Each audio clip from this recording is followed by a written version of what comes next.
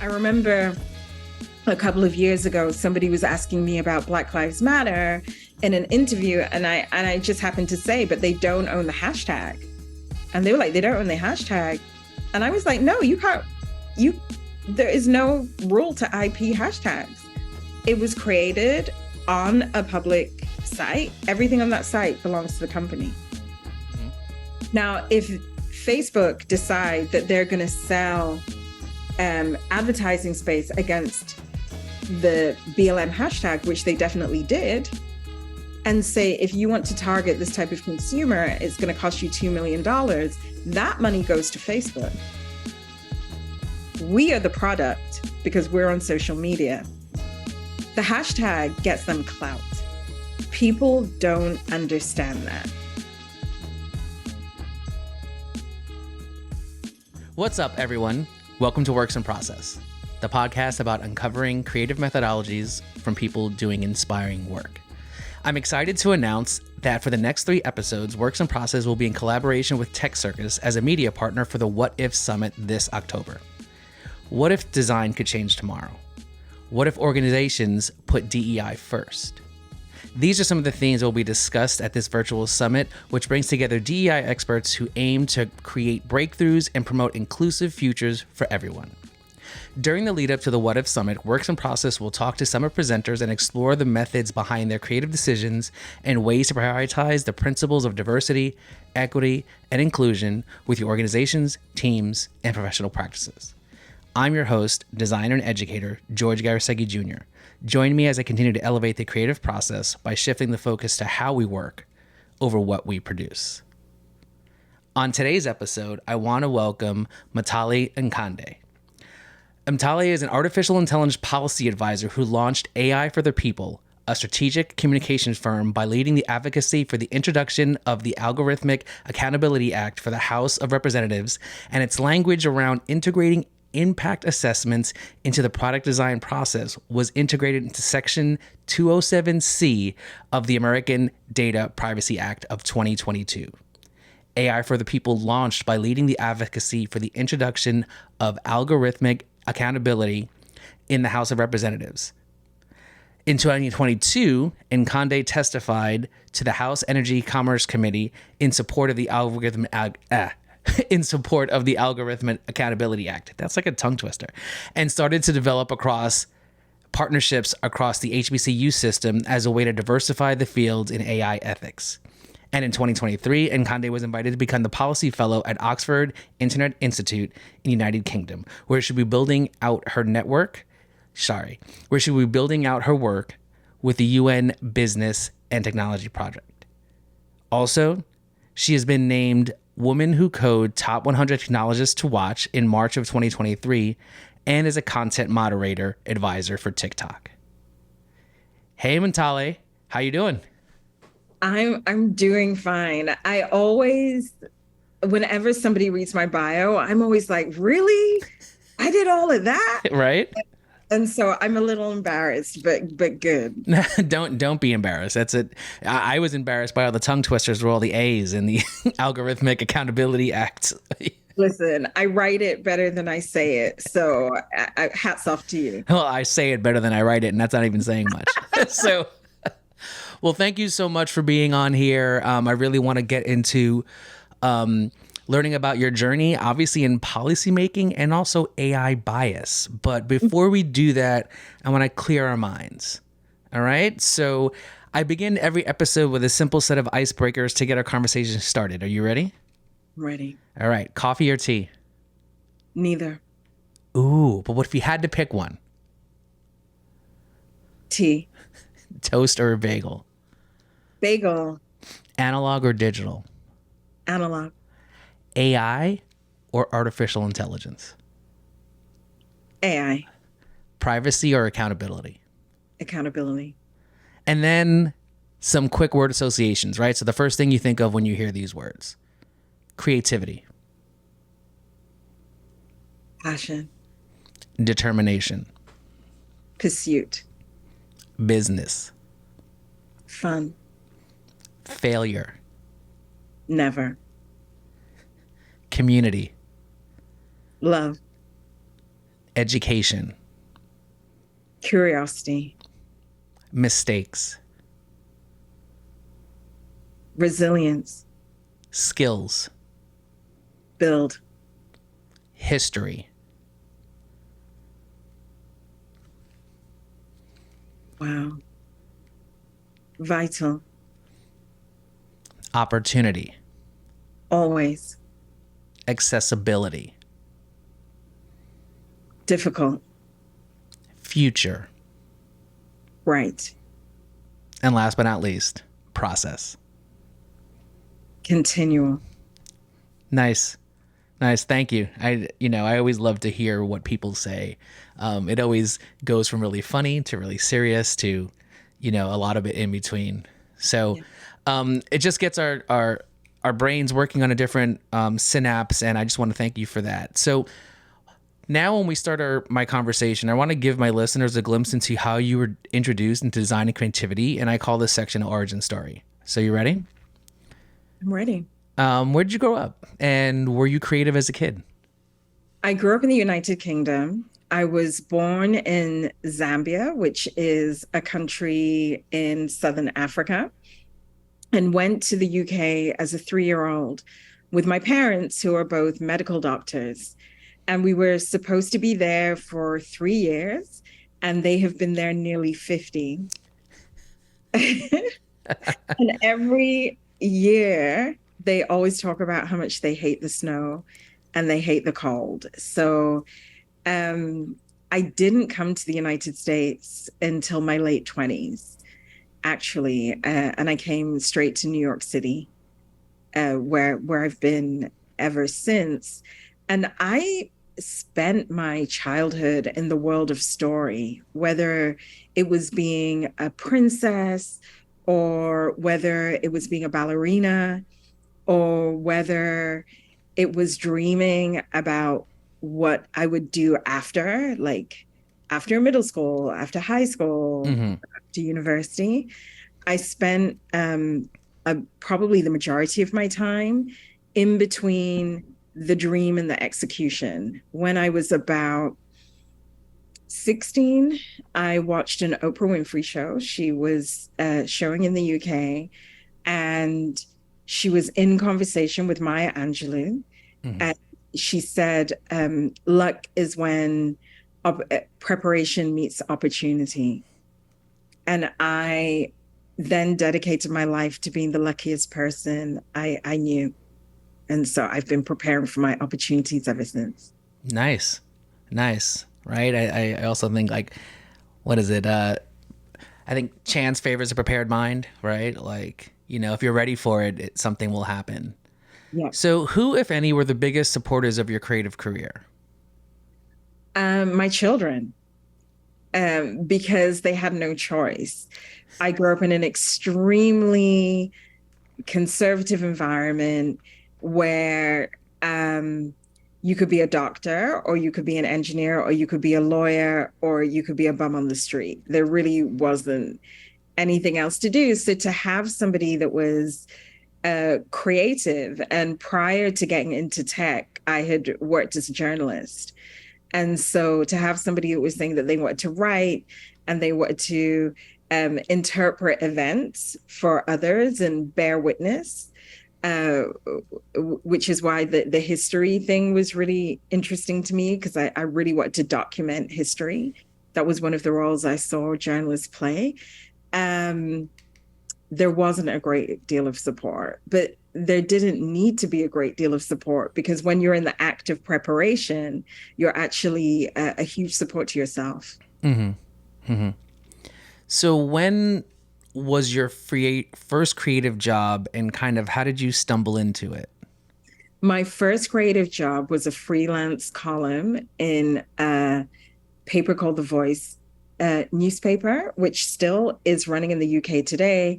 And it was the only newspaper that was printed from the Black British experience. I wrote one article, and it took a year to get published, but I advocated for myself. And that was really the beginning of seeing myself as important in a field that didn't see me as important, and staying very true to that. Wow. I mean, being dedicated that much for a year to get that article published. And then they hired me after And then they hired you? Yeah, they hired me. So when did you consider yourself a creative? Was it at that point? Probably in the last few weeks. And what's really weird about it is I've made films. I've exhibited in film festivals. I've exhibited to actually the Smithsonian, a short kind of film. But I never considered myself as a creative until I was recently in a meeting in San Francisco with the UN Business and Technology Project, and we were speaking about women online and some work that they're doing along those lines. And I was the last person to speak, and I was the first person to pose the question around the way different types of women are treated: women who are Black, women from a trans experience, women who are non-English speaking, and how that showed up in online rhetoric. And to just watch the room kind of just light and go, we hadn't thought of that. Tell us more. And I was presenting some data, and just watching that change in the conversation, a change in the room, the invitation for other voices to come forward, was when I was like, I am a creative person. Mm-hmm. Mm-hmm. It goes back to this when you talked about the ideas of stories, right? And this idea that to be able to say that, and then to have the room kind of all follow you. Right. And to do it in a way that isn't kind of getting up and saying, we have been speaking for so long and nobody has said this, as opposed to asking questions and asking, are we here to discuss human rights? I think was my opening. And they said, yeah, this is a UN meeting. And I said, well, what happens to people who are traditionally dehumanized? And then speaking about how that was the experience of many people in this country, many who are gendered, identify as women, and can we include those people too? And I think that it isn't just the story, but the way that you tell the story. I've picked up a bunch of mentees along the way. Mm-hmm. And one of the things, as they tell me about their careers, I'm often saying things like, it is so much easier to catch bees with honey than it is with vinegar. Mm-hmm. So where is the honey here? Where is the fun? Where is the thing that's good? As Khalees, if you're around my age, you'll know that, Khalees's milkshake brings all the boys to the yard. Where's the milkshake? How can we do that? How can we do that part? Right. How can we connect with something that everybody kind of universally understands, instead of trying to scream and yell at them and get them to pay attention, when it's a lot easier for us to connect on human similarities. Right. Oh, that's amazing. And I love to hear that you just said like a few weeks ago, like, and because I think it's when the moments come, it's hard. It's nice to have that, right? When, like you said, you see the room come with you and realize that it's all kind of coming together, at this apex point. And that you've honed the skill. Because for me, I've been storytelling for 35 years. Mm-hmm. But I've been honing that skill. I've been working towards the moment that happened. When was the meeting? Middle of June. We're at the beginning of July. So it's taken me 35 years of getting to that moment and trying. So that's 35 years of failing. That's 35 years of experimenting. That's 35 years of being really like, we got to do this. And realizing that no one's got to do anything, number one. And my way is one of a many number of ways. So how do we use story? How do we use connection? How do we use humanity to bring us to this point? Mm-hmm. And just knowing that you said it's taken you, you know, about 35 years of failing, of this, of all of these things is, I think, why I even have a podcast that talks about process, because it is about those moments, right? It's about that you've been working on this and honing this for that long to get to this point to feel that way, right? Yeah. And I think, you know, a lot of people think you get to that point early on. You know, it's like you've said, I think it also takes a person to understand how long it may take to get to the place they need to be. But the fact that you know that that's where you're at now, I think is amazing. And the fact that you understand that it takes this journey of storytelling and honing to be able to say that right now, that only a couple of weeks ago you feel Right. this thing. And you may not get there, and that's okay, because the wins come along the journey. Mm-hmm. Mm-hmm. Also, you may not even understand where you're at. No. Right. So sometimes you may not get there because you have a preconceived notion of what you're supposed to be doing versus just living in the moment. Right. Right. So, I mean, that was beautiful. So, you know, I like doing this kind of condensed version of finding out who you are, because really we want to get to the heart of our conversation. Right. Okay. And we started talking a little bit about, you know, where you've been, but now I want to talk about where you're at now. Right. Mm-hmm. So at the top of the show, we mentioned that you're a policy advisor at AI for Other People. Right. Yeah. So here's a two-part question. It's probably a biggie. One, what is AI for Other People? Mm-hmm. Right. And also, can you give us an insight onto what a policy advisor does? Yeah. So I'm going to start with the second question first. Sure.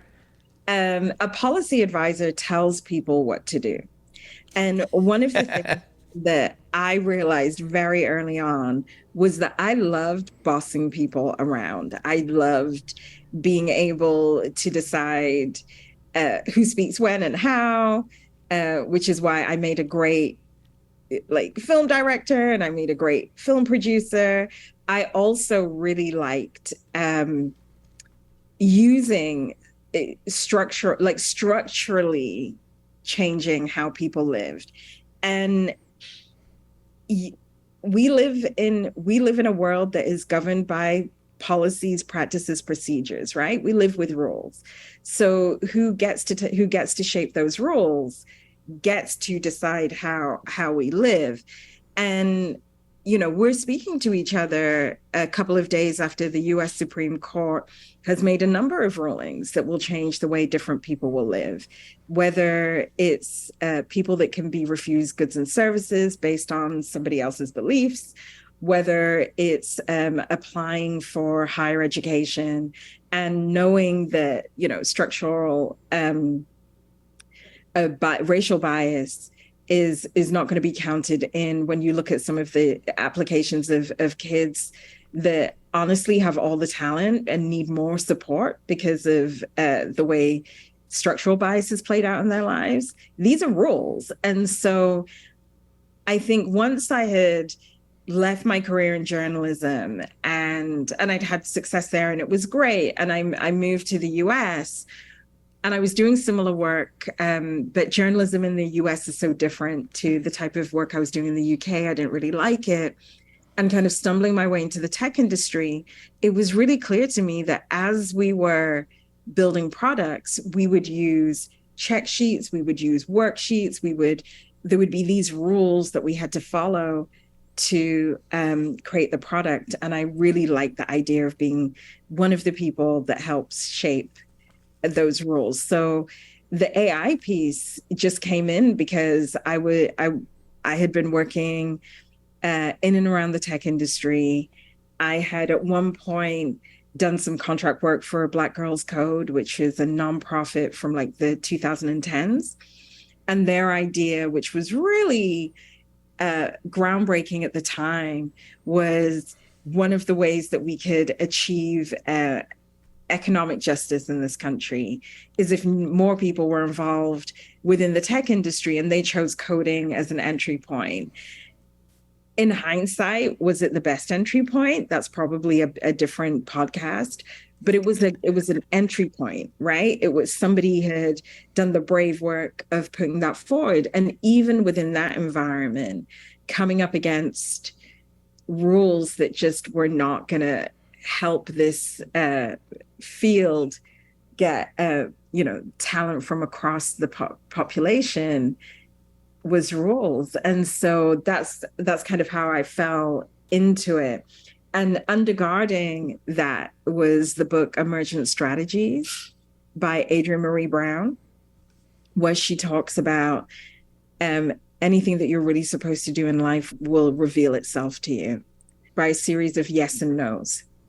And those yes and no's will move you organically into where you're meant to be. And the policy space, I was not getting jobs here. I was being thrown off teams there. I was being welcomed in this store. I wasn't being welcomed, and kind of got there. And then the first part of the question, AI for the people is a platform for that. So we're a communications firm.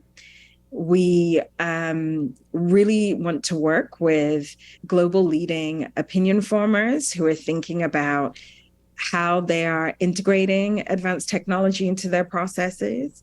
So that tends to be tech companies. It could be other folk, but we start out with tech companies.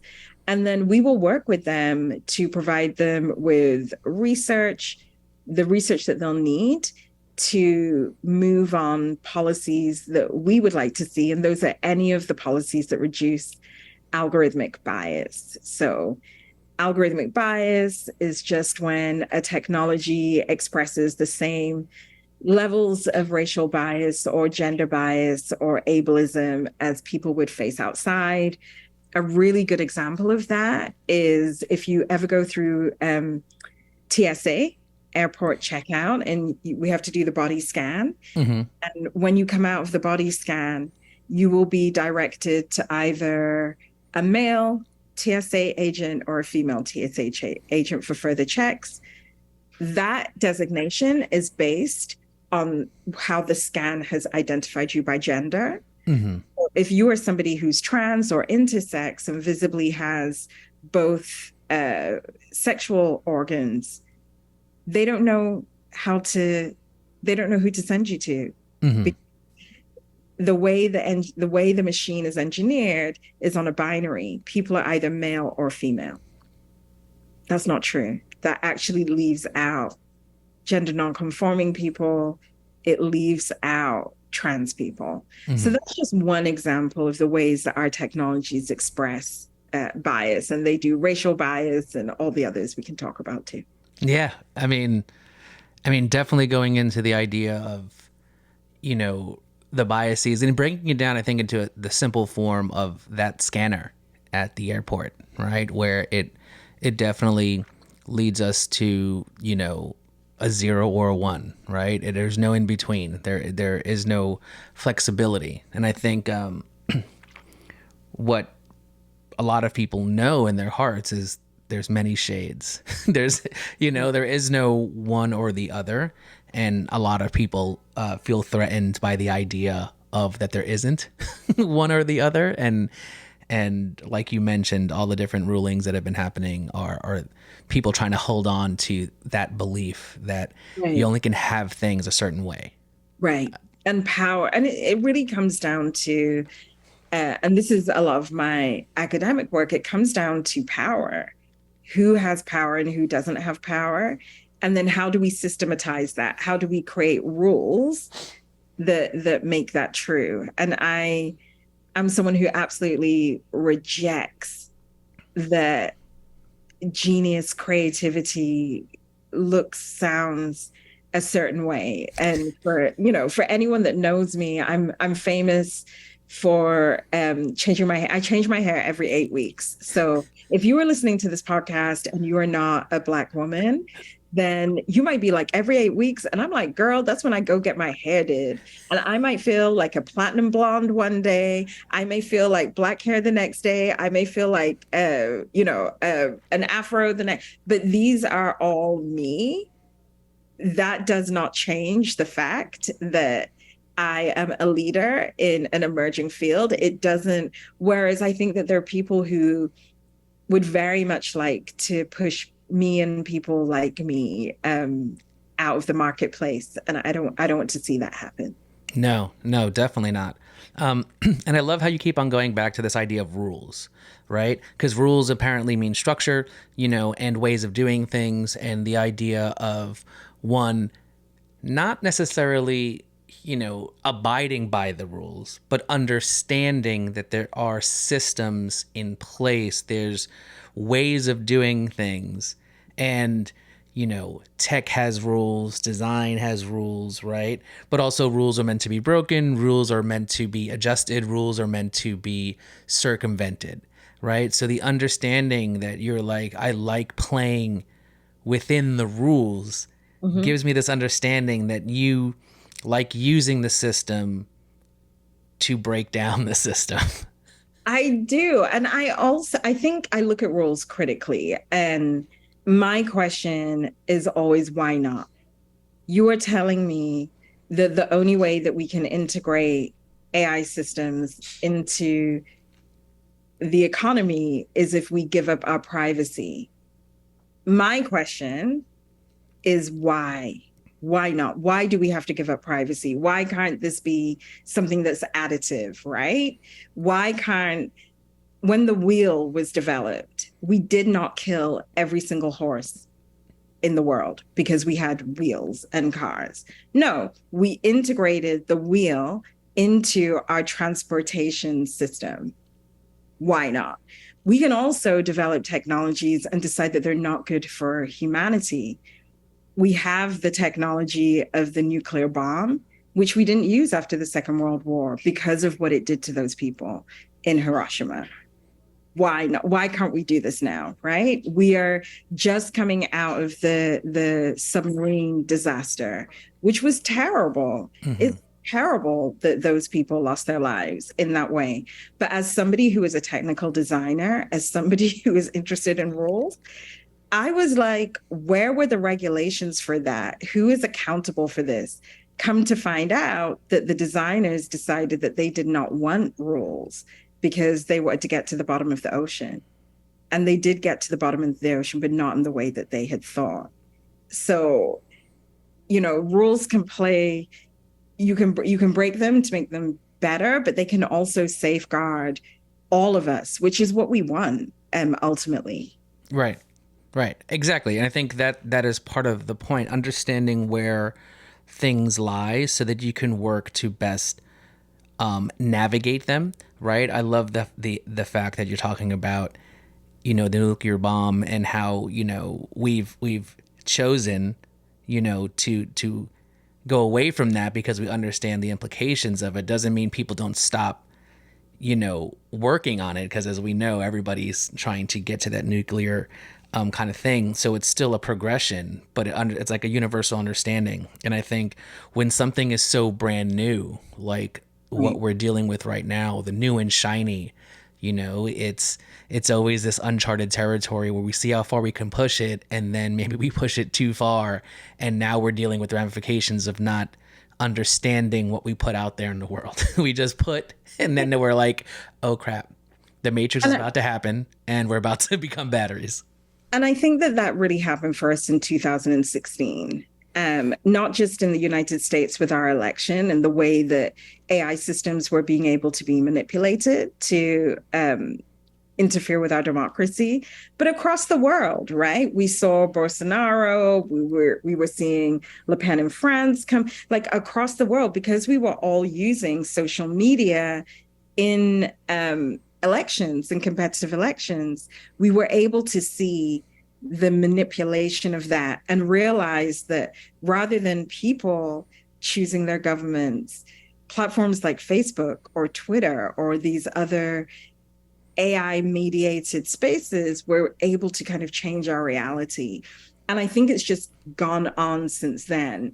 Certainly 2016 for people within the research community was a big flashpoint, but it wasn't until 100 million people downloaded ChatGTP that we then started to get this bigger public conversation, because all of a sudden we saw that there was going to be another mass adoption, and we wanted to make sure that this time it didn't break our societies, but it actually made our societies better. And that's where I really see the work of AI for the people being important. And that's really where I think that we can intervene, we can provide interventions. Mm-hmm.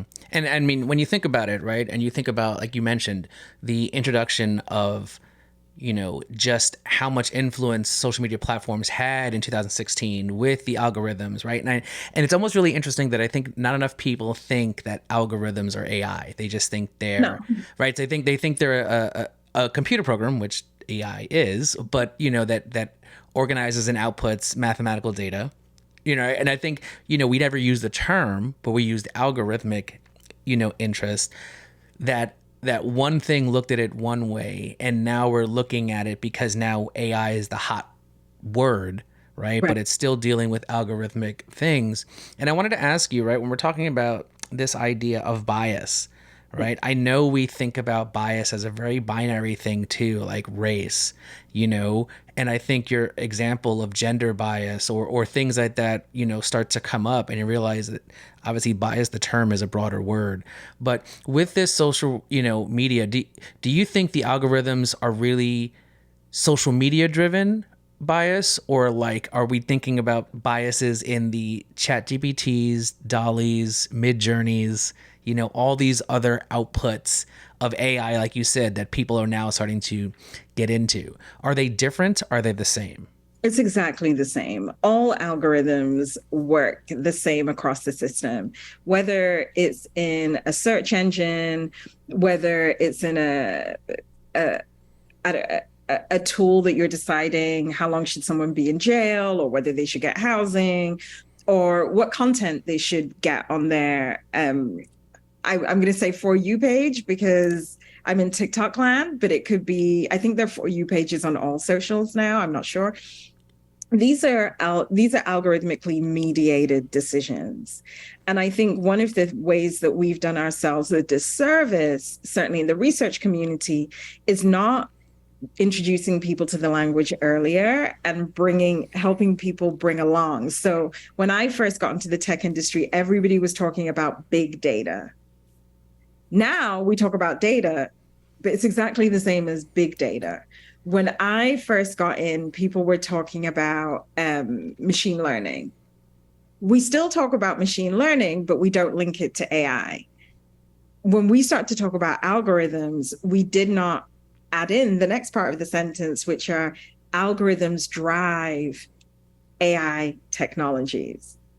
And now we're talking about AI. And at each point, people think it's this new thing. I was just in a conversation prior to you, and somebody asked me a question about quantum computing. And I think that they were just like expecting me to just like, oh my God, what's that? Fall back and die.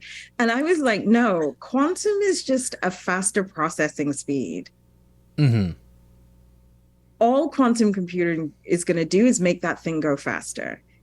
Do I think that's a good thing? And I'm like, hell no, that's a terrible thing. We can't even get the stuff that we're doing now right. And now you want to make it faster? No, we need to actually start to understand what's happening at base. Mm-hmm.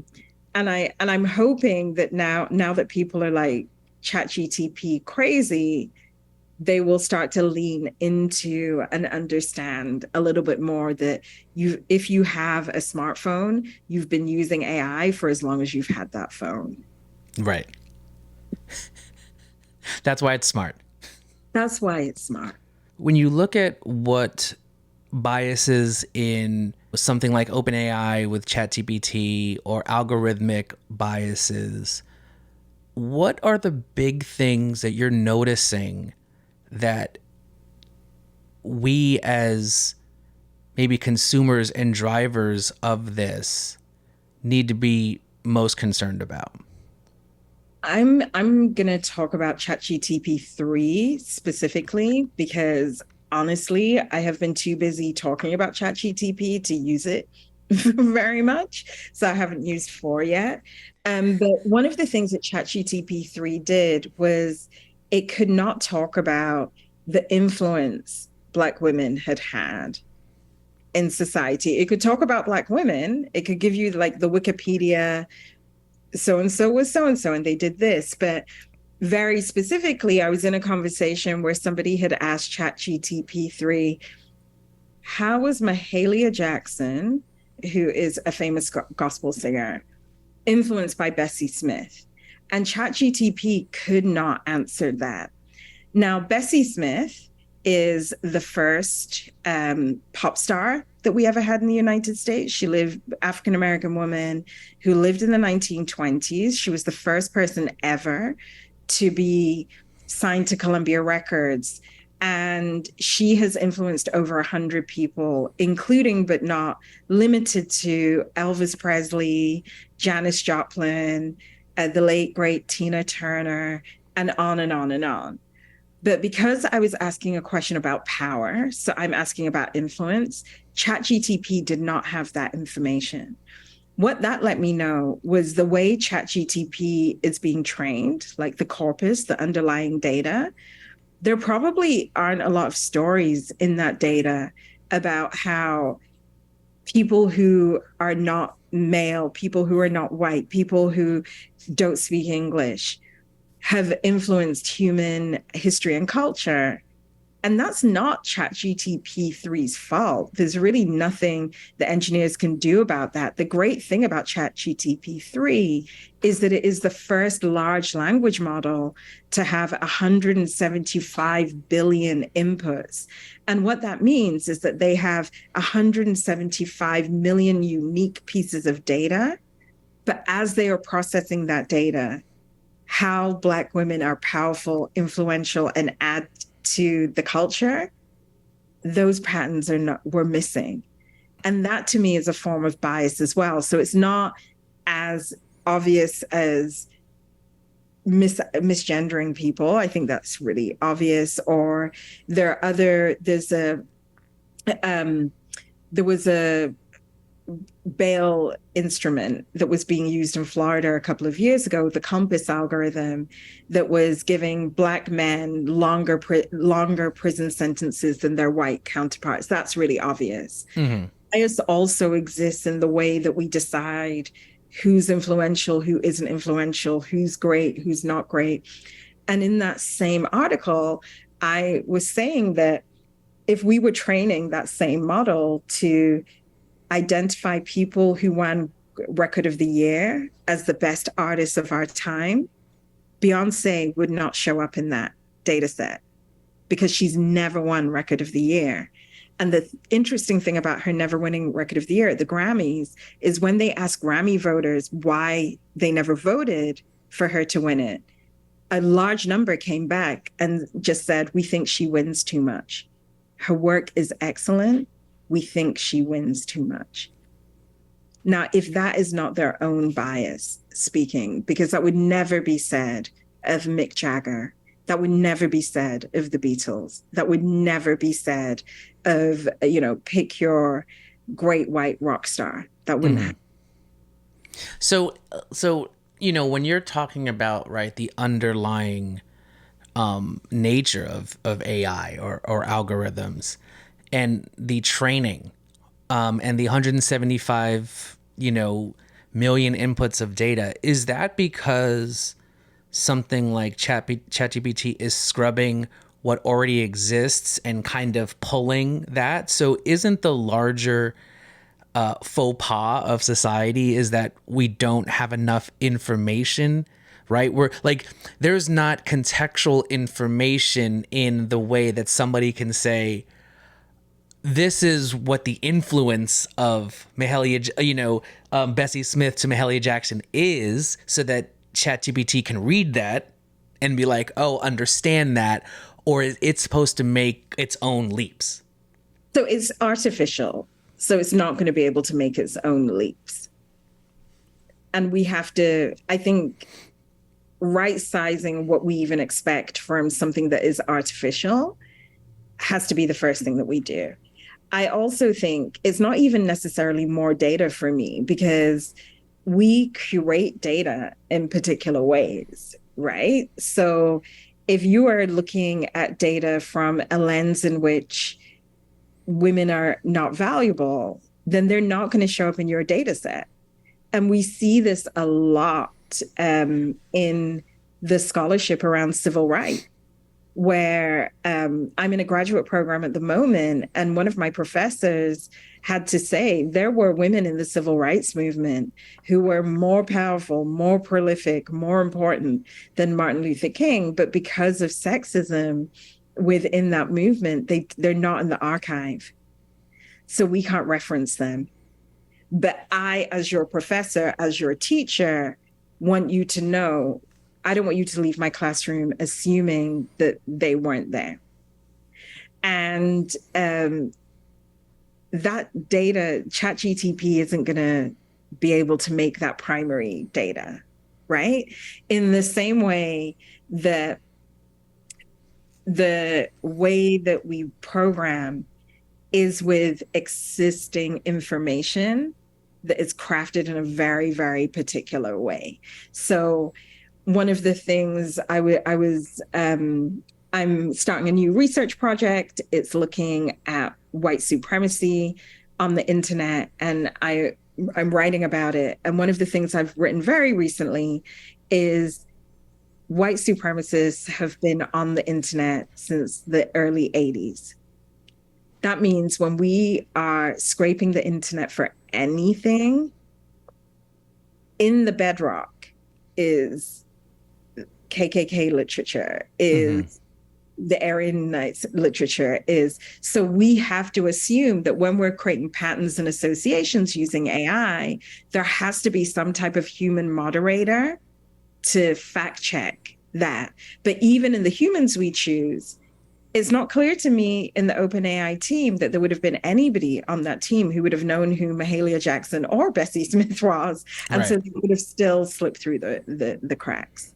Right. So obviously, there's always going to be the conversation of, who's involved, right? Like if they don't even have the right people or the proper amount of people to just kind of say, let's look at this base level to include a lot of different data sets and who we're looking at, then we know they're not even going to be bringing up Mahalia Jackson or Bessie Smith. But And to be fair to them, ChatGTP did exactly what they were supposed to do. They released the product in the wild to see how it would actually be used. And then they can come back with that data and say, guess what? We didn't know 100 million people were going to download. They did. We need to have a much more expansive view of how we're going to be using this technology. Right. And I think that's where I think it becomes very interesting, because the way you talked about the professor kind of giving you this insight, right, of there are more influential females part of the civil rights movement that we don't know about. Now, when your teacher's gone, or if that teacher doesn't write something about those people to help teach us, that information is gone with that person. Right. So how do we then start to get people to share that content, right? Is it that teacher's responsibility to teach you and then you expand the content, or like, right? Because otherwise, we know without all these things, and we're cultures that oral history is kind of what we tend to do, right? But it's never written down, right? So it's something that we share and we pass along, but it's a story and it's things like that. But then if it's not written, how does an algorithm or AI start to scrub and learn from it if it's something that's inherently within us, right? So how do we start to teach this stuff, which is so embedded in personal history and personal culture, that it, like you said, it's almost counteractive to what, in white supremacy, it's embedded, right? We're going to share this information. We're going to make sure we just get everything out. Right. Like that to me is an interesting, like, thing that we have to learn how to do to embed some of these stories. I have so many thoughts about this. Uh-oh. And one of them has actually led me down the path of going to get a PhD so I can publish my dissertation. I think number one, books have to be written. Books have to be written, articles have to be written, podcasts have to be made. So I am like many graduate students in New York City. I commute to school. I live in Brooklyn. My school is in Harlem. And one of the things that he said to us that really stood out to me was he was so frustrated with Spike Lee's Malcolm X movie. And I live downtown Brooklyn near those production offices. I see Spike often and had been to a community screening of the 30th anniversary of the X movie. And he pointed out that Yuri Kochiyama, a Japanese American woman who's very close to Malcolm, is actually the last person that ever held him. So when he was shot at the Ottoman Ballroom, she was there. She doesn't appear in the movie at all. And not only does she not appear in the movie, a large part of that movie is when he was a hustler. And there isn't as much of that movie of when he became a minister, when he fell out of favor with the nation, as he was moving towards King. I mean, there was no meeting between him and King. As he was moving out of the nation. And his complaint was, as we're developing this content that is going to feed future generations, if we look at the writer's strike right now, a big part of that is that they don't want their scripts fed into AI systems that will then generate scripts for Hollywood. Right? And they don't want their movies that will go into DALL-E that will show the iconic shots that were made and then recreated by AI systems. But if we do not correct the record, then we are always going to have the systems that we deserve. And I wrote an article about this for Harvard Business Review, in 2019. And one of the things that I said was all AI is doing is highlighting the imperfections of our past. And the only way to make these systems better is that we have to have a multi-pronged strategy to improve these ills of society so that we can have the machines that we want rather than the machines that we deserve. And I hold true to that. Mm-hmm. Mm-hmm. I love the fact of that we have to be responsible to correct the record, right? And I think this idea of, doesn't mean it doesn't take the artistic license out of the ability of Spike Lee's, Malcolm X, but it also needs to say that there needs to be, we know obviously movie making is storytelling and is not always totally accurate, right? Because there's all these things, but how do we have conversations and fill in the blanks, right? So to expand that, so nobody because it's not a documentary, it's a movie. Right. So it's from a perspective, like you said, it's talking about the hustler, movement versus his transition, which would be almost a secondary, story. Mm-hmm. I remember cutting school in 1992 to go see that movie. I mean, it was Malcolm X, and that whole last scene where all the people are just saying, "I am Malcolm X." Malcolm X, and it's the next person and the next person, and then you learn these were the people that helped that movie get finished. Mm-hmm. And then I'm somebody who I work through the lens of popular culture, and specifically. I always say it's Black popular culture, but I've been living in New York nearly 20 years now. And I'm telling you, my friends from the Caribbean, my Afro-Latinas from the Caribbean, they be doing stuff too. They be doing stuff too. And so it's like these Black and brown poor people that have created these cultures that have brought the world alive. Mm-hmm. And as I look at AI as a space, as we do our policy making work, particularly because my particular interest is the creative industries. And what does it mean for IP? What does it mean for creator culture? That's what I'm really kind of interested in. And that's where a lot of AI for the people is doing their work. It's because we don't want to lose that into these, I'm just going to call them whack formulas, where it's like, this worked over here and this worked. And it's like, yeah, but hip hop was created in the Bronx because people didn't have electricity. So they tapped into the line. And then they had a beat. When mixing came in, the reason that hip hop was even allowed in my house was that my mother and father had the beats and the melodies from the 70s, and then I had the person speaking over it from the 90s, and so Connect. we could connect. If everything becomes standardized through these formulas, that's not going to happen again. But I'm looking at these the Supreme Court affirmative action decisions, and I'm like, we are about to enter a Black renaissance like we have never seen. Black and brown kids in these streets that don't have access are going to create things that we have never imagined and never seen. And if the tools are right, AI is going to really just help us through that. And I'm getting to be an old head. I want to be able to help people do that in a way that is safe for them. They can maintain their privacy, and they can maintain their IP and make their money.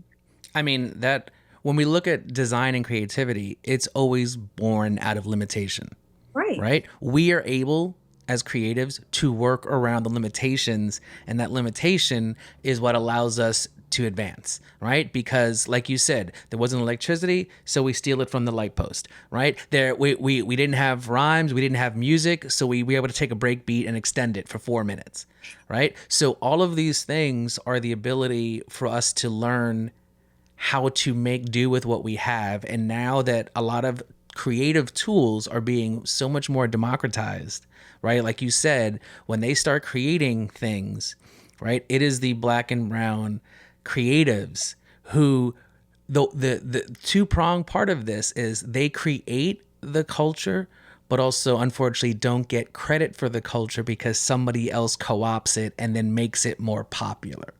Right. We look at TikTok dances, right? And all the people who you don't see who created these dances, are the ones, who are the ones that are getting, money off of this, when the dancers, or even Fortnite, like a video game, putting dances into their video game and not actually acknowledging the original person who created the work, thinking that it's actually just, free reign, right? So I love the fact that we need to kind of, as researchers, counteract this movement, right? Not stifle it, but also bring in the other lens, bring in the other aspects to bring a broader picture.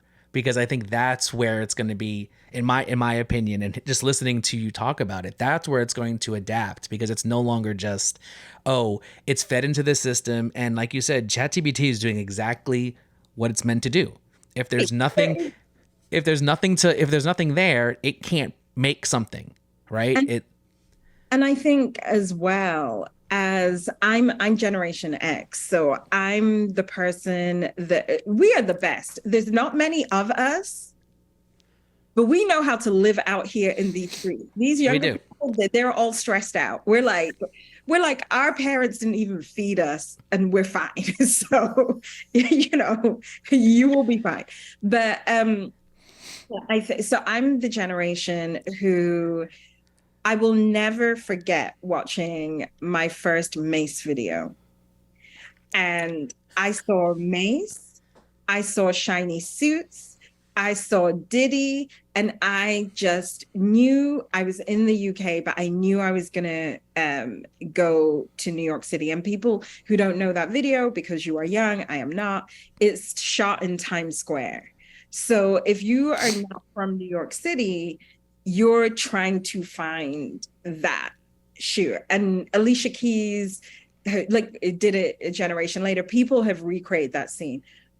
I am also old enough to know that people from that generation who I really liked died poor. And they died poor because of the contracts that they signed. So a couple of years ago, if you don't know, DMX, New York rapper, loved DMX. Unfortunately, life didn't happen, but died poor. Craig Mack died poor. These people that were kind of my generation when I was young died poor because of IP.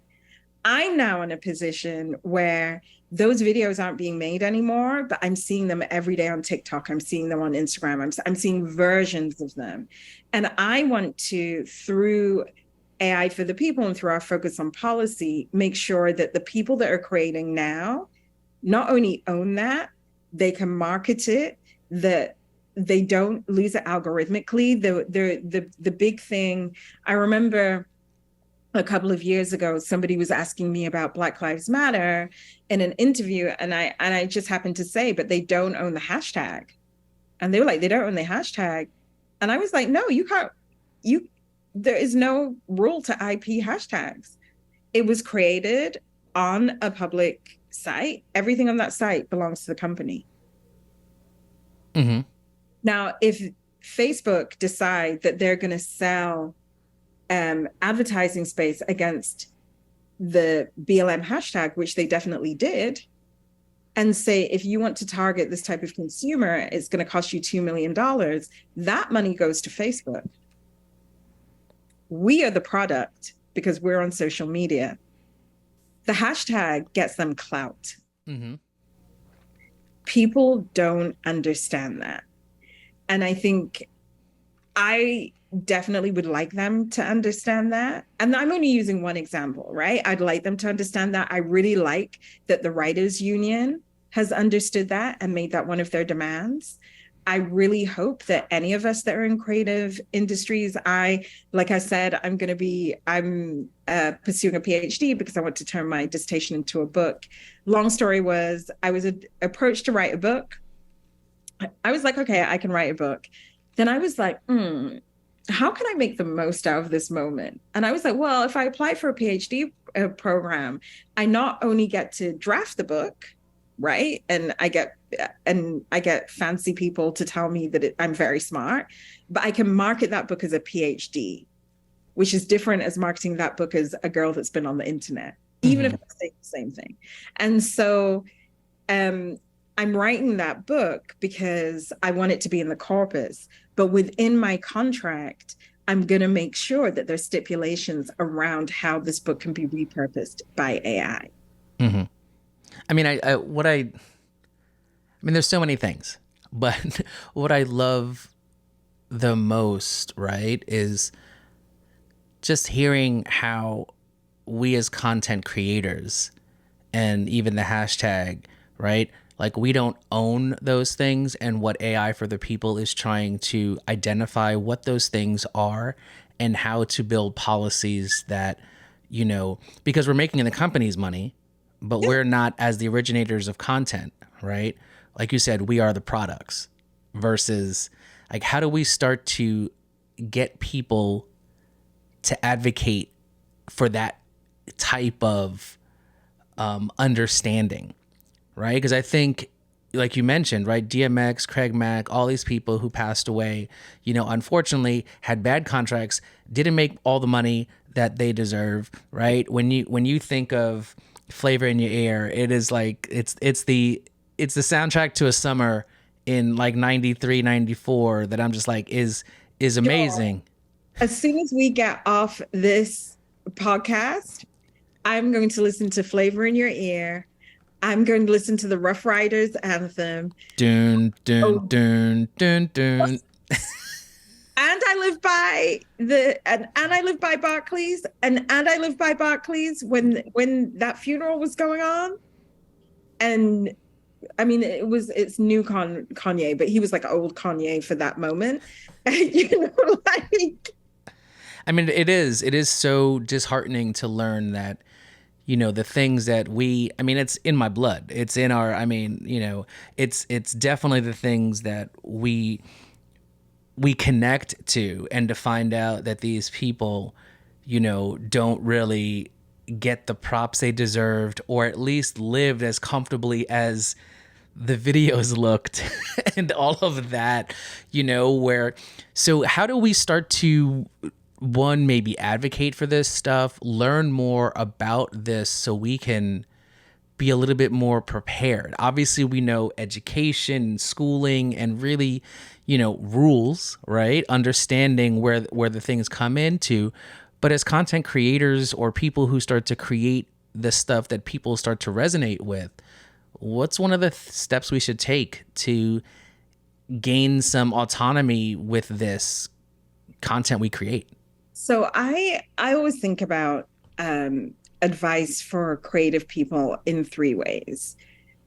Number one, what is your purpose? I think one of the things I've really loved about this conversation and that will resonate with me is how much you are pushing me to tell you why, right? You're not being aggressive with it. You're not when I say that you're pushing me, but just the way that your phraseology is always like, so how did that happen? Why did that? And I think that we have so much content creation that just goes on because people want to feel loved by lots of people they don't know. And we need to kind of get away from that because the like isn't going to help you long term.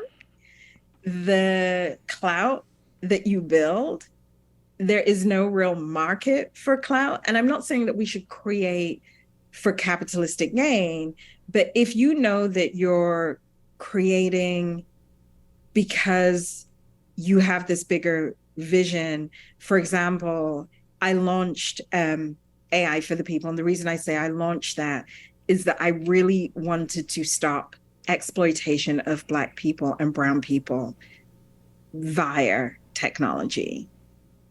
And the reason I wanted to stop that is that I found out so early in my own personal career that technologies can express racism. And the way I found that out was a friend of mine had been using Google Pictures. This is Google Picture, I think it was, before it was called Google Image. It was in beta, and it was a picture of two Black people, and they were labeled as apes. And that was in 2015. Artificial intelligence isn't going to be able to know that people of color are dehumanized by being compared to animals. It's not going to know that. It isn't sentient. It doesn't have memory. It doesn't have history. Therefore, there was something in the engineering process that was bringing this idea of eugenics to bear. So for me, I knew that I wanted to interrupt that. That made it really easy for me to work for AI for the people for free back in the day. It made it very easy for me to have sleepless nights. It made it very easy for me to push through because even in my own personal story, I built AI for the people while being the single mother to two kids and us not really having it like that when we needed it. But because I was like the people in the Bronx with hip hop. This is going to happen one way or another. And then the research community caught up to me. And the people that caught up to me were the Harvards, the Stanfords, and they gave me the credibility that I needed to go forward. And I'm a writer, so I was very prolific. I eventually got funding. Shout out MacArthur Foundation, you're real ones. And, that's kind of what got me going. But I had this bigger vision. So I asked, what are you creating for? The second thing is, what do you want this creation to do for you? Do you want it to be, if you are in the video with the Maserati and the shiny pants and the yacht, and what do you want it to do for you? If you want these creations to be part of what sustains you, not just financially, but spiritually, emotionally, then what safeguards do you need around that? Because if you want it to do all of that, it becomes an asset. And how do we treat assets, right? And if the rules aren't there, are you going to be prepared to negotiate them in? Samuel L. Jackson, for example, will never sign a contract that says that his image can be used artificially. And the reason he doesn't want to do that is that he saw how the Fast and the Furious movie was able to be shot after the actor died. And Samuel L. Jackson was just like, they're trying to draw actors in. Oh, no, they won't be doing that to me. Right. So what do you want it to do? Then I think the third thing is you really need to lean into your education. And if you don't have it formally, then you need to pursue it. And you need to start thinking about the history of Black and Brown creators. How were they treated? What led to that? And I think the conversation we've just had around DMX and Craig Mack It doesn't have to be a deep history. It doesn't have to be a deep history.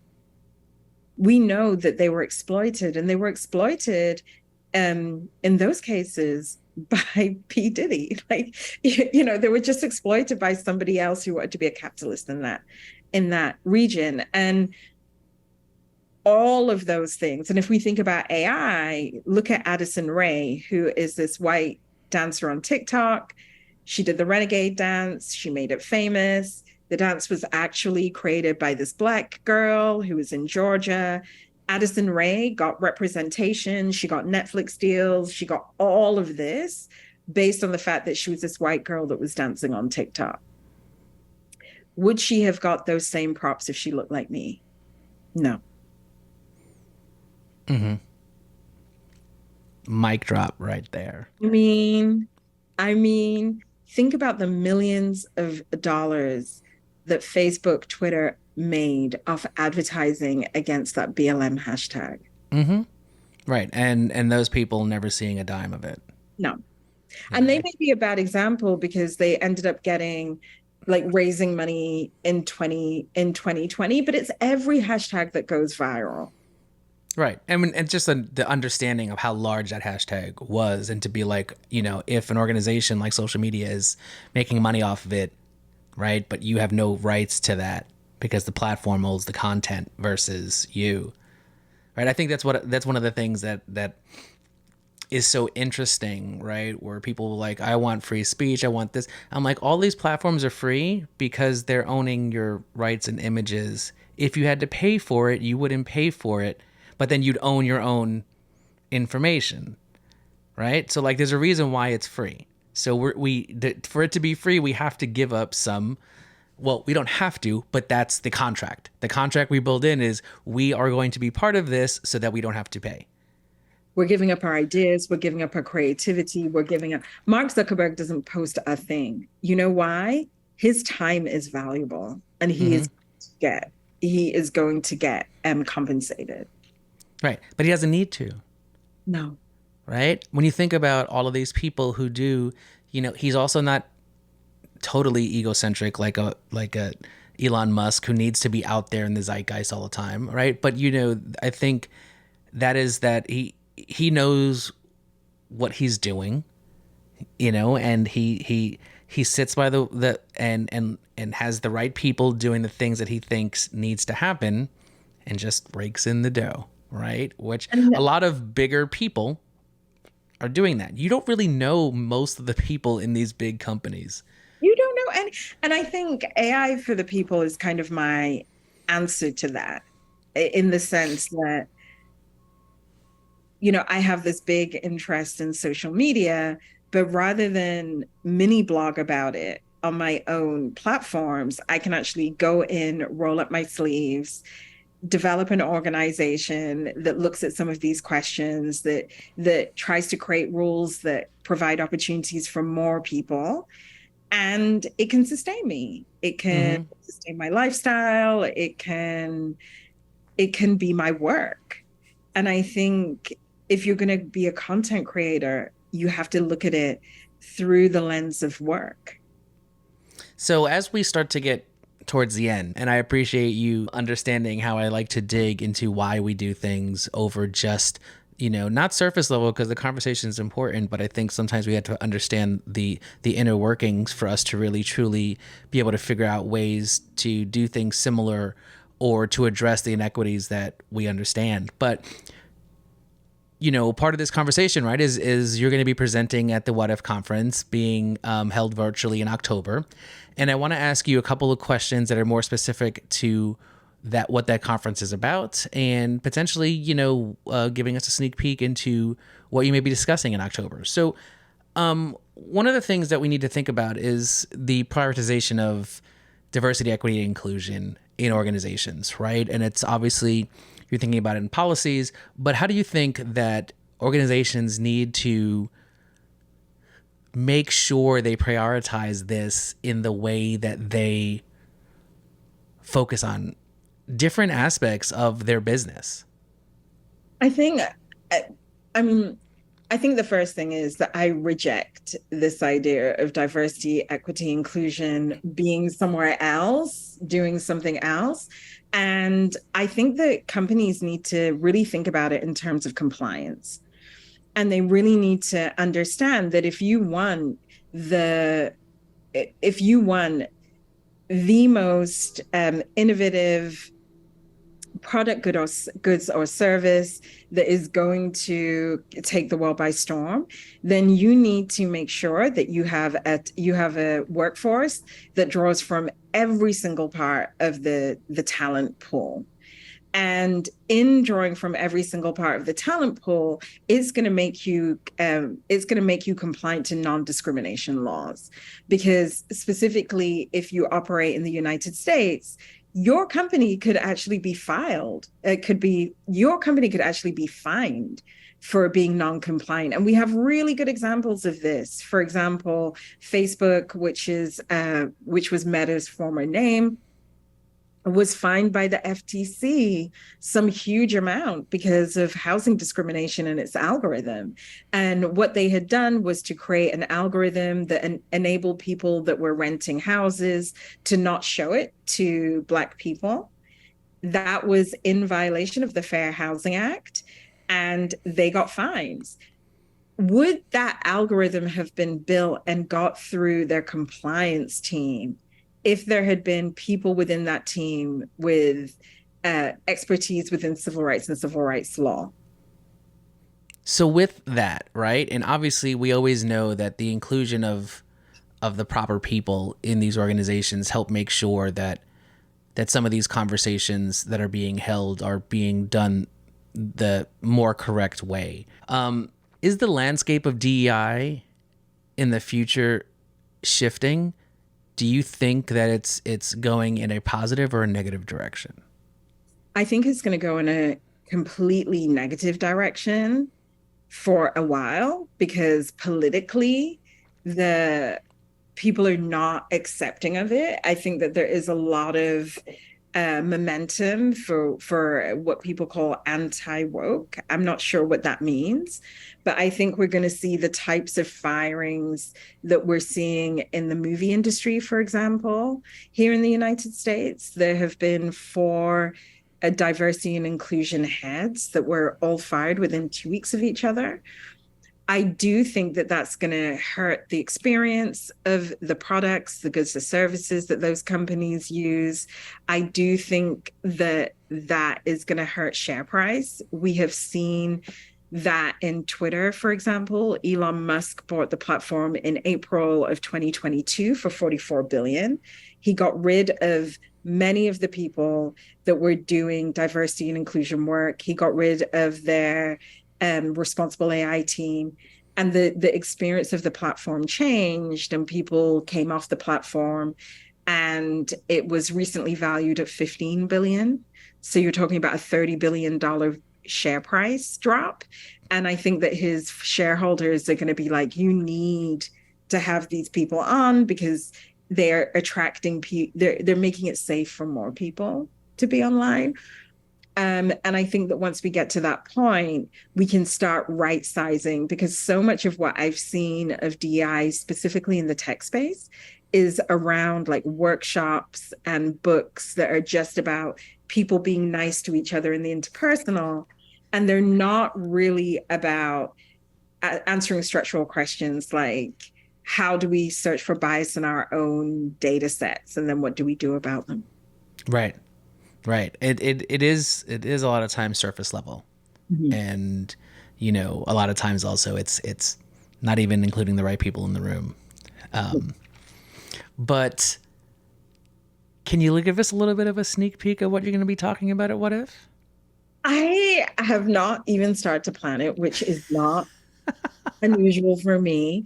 But one of the things that I'm hoping to talk about, so I would have just been back from the Congressional Black Caucus, and I'm on a panel called AI for the Culture, which I thought was hilarious. And they were like, we love the name of your organization, so we invited you. And I was like, oh, you have no idea why I want to talk about Black Hole. And on that panel are going to be folks from Universal Music Group, because we very famously had the AI generated Drake and Weeknd song that was released, and in my opinion, sounded better than Drake or The Weeknd.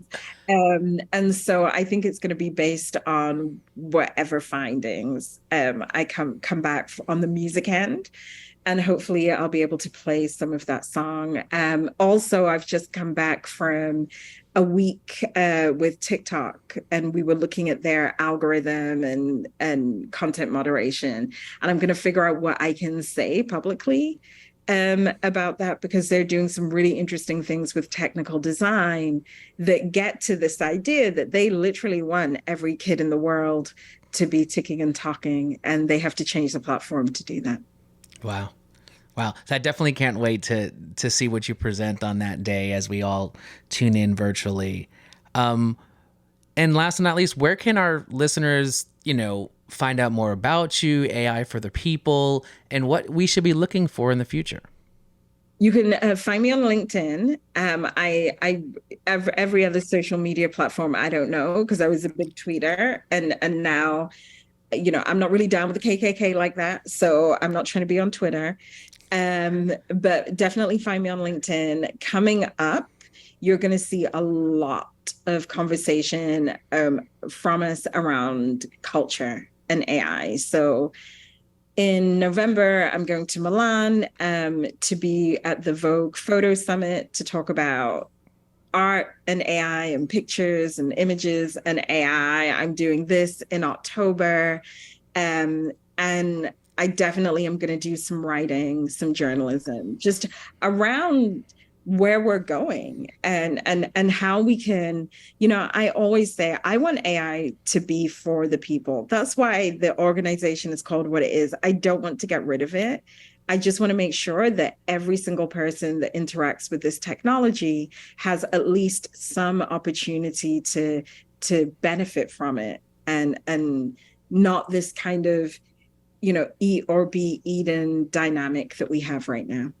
Yeah. I mean, the biggest resonation with me is the fact that, as content creators, being able to control the content and using these tools to elevate what we do, to accentuate what we do, but not to replace what we do. And a lot of the conversation that you're talking about, right, is people think that, AI can replicate what we do, but people are so scared of that because they think that as a learning model, like you said, it's sentient and able to connect dots, and it's not. And I think one of the big things is that we need to be here to connect those dots and fill in the blanks. And I love hearing just kind of, you stating AI for the people and really understanding what does artificial intelligence for the people mean, and how we can start to, I guess, learn to train the system better to start to include some of these things, which tend to be the emotional things that are connected to what these very surface level things are, right? Because you can't teach emotion. And, lastly, what would it look like to join a social media network and within the terms and services say, if I create a hashtag that goes viral, I want a percentage of advertising. Mm-hmm. You would make so many people rich on their couches. Right. And rightly so, right, because they are the content providers of why you're on the platform in the first place. It's not the platform, it's the people. No, it's the people. So AI's got to be for the people. I keep telling y'all, it's got to be for the people. Of course. And of course we need to end on that. Once again, Mutale, thank you so much for this chat. I really appreciated it. I really love the down and dirty hip hop references. I could do that all day. And we're both of the same generation, where we just understand that how this whole thing is shifting. And I can't wait to hear what you come up with in your presentation. And I understand that it's, 2 too early in the calendar year to figure out what you're doing, but there's so many other things, that'll happen before that will definitely influence your presentation that day. But can't wait to hear what you're gonna do for the What If Summit on October 3rd or 4th. I forget what day you're presenting. Check out my show notes to get a code for the event, and hopefully you can also see Mutale and some of the other people that we'll have on the podcast during the 2-day event. But I appreciate the conversation, learning so much more about kind of deconstructing my own biases against AI and what it is, or the lack of understanding and thinking it's just this kind of fun for all tool, and really understanding how, tech and the policies and the IP and, things that go into it, as content creators, we need to be more responsible of and start to own. And I love the fact that you're trying to get us to that point with, one, knowledge, and then two, focusing on ways for we to be the shift that needs to happen. So thank you so much for that. I really appreciated this conversation. Take care. And this has been Works in Process. Thank you for inviting me.